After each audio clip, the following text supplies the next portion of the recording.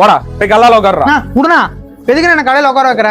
பசங்களோட சேர்ந்து 5000 பணம் எடுத்துட்டு போய் ஊதாரித்தனமா செலவு பண்ணியிருக்க. இன்னைக்கு ஒரு நாள் வியாபாரம் பண்ணி பாடுறா, அப்பதான் காசோட அருமை என்னன்னா உனக்கு தெரியும். எனக்கு தெரியும், நீ போ.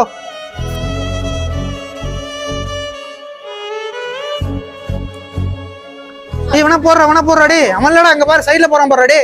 அவனை போடுறா டே. போடா டே, செத்தியா போயிட்டா டே. 2 மணி நேரமா கேம் விளையாண்டு இருக்கானா அஜய்.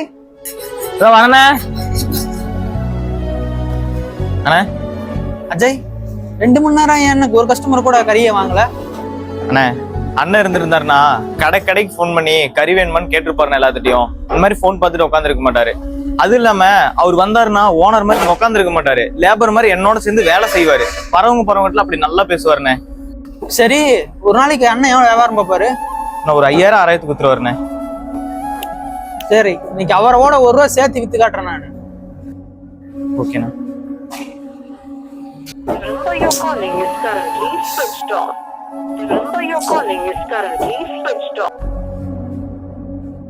அஜய் அண்ணே, தம்பி எங்க போயிட்டாரு?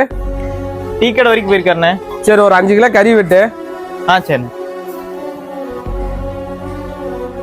ஹலோ, ஒரு 5 கிலோ கறி பையனை எடுத்துட்டு வர சொல்றேன். சரி, ஓகேண்ணே. அண்ணே சாரிண்ணே, நீங்க திட்டி சொன்னீங்க, அப்ப எனக்கு புரியலண்ணே. இப்ப டீ கடைக்கு டீ குடிக்கலான்னு போயிருந்தேண்ணே. அப்ப டீ குடிச்சிட்டு காசு தேடுறப்ப 1 ரூபா கூட என்கிட்ட இல்லண்ணே. அப்பதானே புரிஞ்சது ஒரு 1 ரூபாயோட மதிப்பு என்னன்னு. உழைக்காம எதுவுமே வராது, அனாவசியமா செலவு பண்ண கூடாது. இப்பதானே எனக்கு தெரியுது.